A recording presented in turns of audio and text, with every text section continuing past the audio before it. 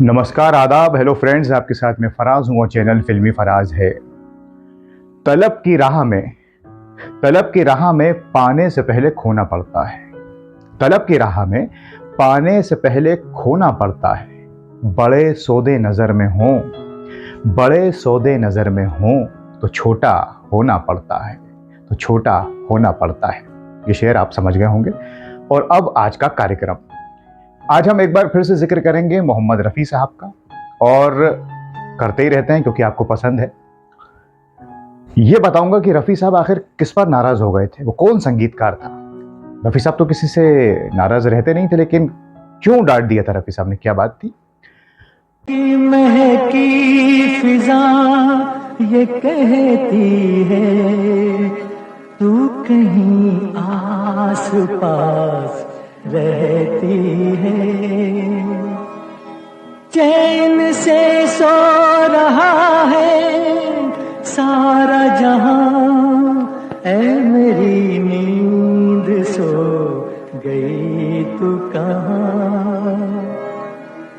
बुरा हो गया या भला हो गया, मोहब्बत में जो हो गया हो गया। लेकिन उसके पहले एक नेकी का किस्सा रफ़ी साहब का। दोस्तों, रफ़ी साहब के बारे में मिर्ज़ा मुशीर बेग साहब बताते हैं कि जो रफ़ी साहब के छोटे साले थे, अमीर मामू साहब सब उनको कहते थे, उन्होंने मुशीर साहब को बताया कि एक बार रफ़ी साहब एक गाने की रिकॉर्डिंग कर रहे थे, और जब वो रिकॉर्डिंग कर रहे थे तो एक साहब उनसे मिलने आए और लोगों ने कहा कि आप रुक जाइए, बाद में मिलवा देंगे। गाने की रिकॉर्डिंग हुई, रफ़ी साहब ने रिकॉर्डिंग की और वो अपने चल दिए। एक रिकॉर्डिंग से दूसरी रिकॉर्डिंग जाते थे, बिजी रहते थे। रफ़ी साहब अपनी कार में बैठे और निकल गए, लेकिन वो जो शख्स उनसे मिलने आए थे उनसे मुलाकात नहीं हो पाई। ना मालूम क्या, क्योंकि रफ़ी साहब तो हम जानते हैं कि कितना ऊपर वाले पर यकीन करते थे, खुदाई देन उनको।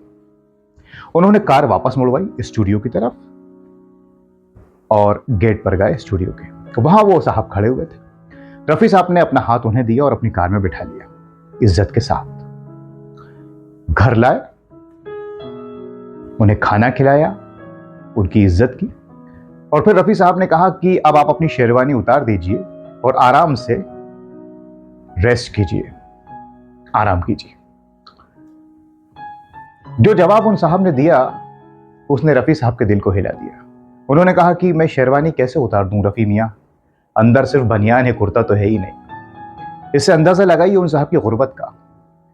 रफ़ी साहब की आंखों में आंसू आ गए और रफ़ी साहब ने अपने साले सेक्रेटरी से कहा कि इनका नाम लिख लीजिए और हर महीने इनके पास पैसे पहुंचने चाहिए। और रफ़ी साहब ने फिर उन साहब को रुखसत किया।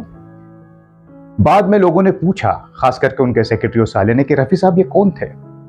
रफ़ी साहब ने कहा कि आप शायद इन्हें नहीं जानते, लेकिन ये बहुत बड़े गायक हैं। जी हाँ, इनका नाम है उस्ताद निसार हुसैन खां साहब। मैं एक बार कलकत्ता गया था इनसे मिलने, इनको देखने। जब इनका बड़ा दबदबा था, वकार था, मुकाम था, बार बार नए कपड़े पहनते थे, बदलते थे, लेकिन आज उनकी ऐसी हालत देखकर बड़ा दुख हुआ।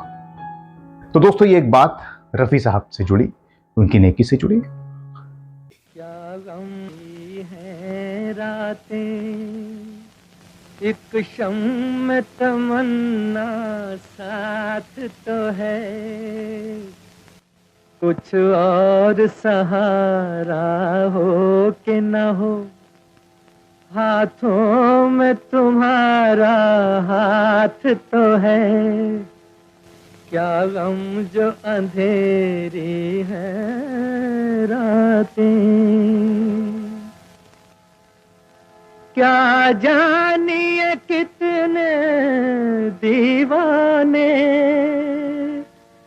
घर फूंक तमाशा देख चुके, जिस प्यार की दुनिया दुश्मन है, उस प्यार में कोई बात तो है, कुछ और सहारा हो कि ना हो, हाथों में तुम्हारा हाथ तो है, क्या गम जो अंधेरी है रातें।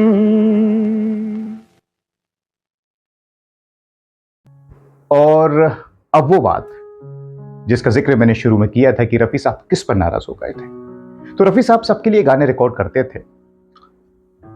गार्गी प्रसाद मिश्र जी जो तबला वादक रहे, वो ये बताते हैं कि एक संगीतकार थे मोमिन जो लखनऊ से आते थे।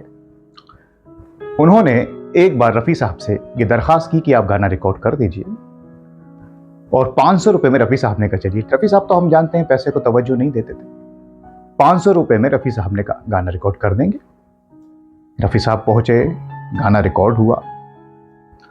उसके बाद संगीतकार मोमिन ने रफ़ी साहब से कहा कि आप चलें, मैं आता हूं और पैसा देता हूं।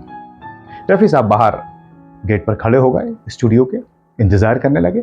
काफी देर हो गई तो रफ़ी साहब ने अपने सेक्रेटरी साहब से कहा, ज़हीर भाई से, कि देखो भाई क्या है, ये मोमिन जो संगीतकार हैं ये तो आए नहीं। उनके सेक्रेटरी ज़हीर भाई अंदर गए तो पता ये चला कि मोमिन साहब पिछले दरवाजे से, जो संगीतकार मोमिन थे वो पिछले दरवाजे से चले गए बिना पैसे दिए। रफ़ी साहब को इस बात से बड़ा दुख हुआ, तकलीफ हुई। और जब कुछ अरसे बाद संगीतकार मोमिन से रफ़ी साहब की मुलाकात हुई, मुलाकात तो हो ही जाती है, तो रफ़ी साहब ने उन्हें रोका और डांटा कि यह आपने क्या किया उस दिन जनाब। अगर आप मुझे साफ साफ ये कह देते कि आपके पास पैसे नहीं हैं तो मैं आपसे पैसे नहीं लेता, बल्कि उल्टा आपको 500 रुपये और दे देता। लेकिन उस दिन आपकी नादानी की वजह से जो आपने किया, मेरा बहुत वक्त बर्बाद हुआ, मुझे दूसरी रिकॉर्डिंग में जाना था, आइंदा ऐसा मत करना आप। तो दोस्तों ऐसा भी हुआ रफ़ी साहब के साथ, लेकिन वो तो रफ़ी साहब थे, गुस्सा उनका कितनी देर रह पाता। तो ये दो बातें मैंने आपसे शेयर की मोहम्मद रफ़ी साहब के बारे में। बीच बीच में मैं उन पर प्रोग्राम बनाता रहता हूँ क्योंकि आप पसंद करते हैं। आपके पास कोई और किस्सा हो मोहम्मद रफ़ी साहब से जुड़ा, आप हमसे शेयर कीजिए, हम उसे कार्यक्रम की शक्ल देंगे। और अब मैं इजाज़त चाहता हूँ, कोई दूसरा कार्यक्रम आपके लिए लेकर आऊँगा दोस्तों। तब तक के लिए आप अपना ख्याल रखें। नमस्कार, खुदा हाफिज़। आज कल में ढल गया,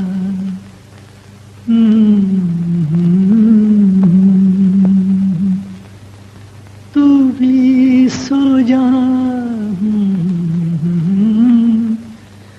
रंग भरी शाम आज कल में ढल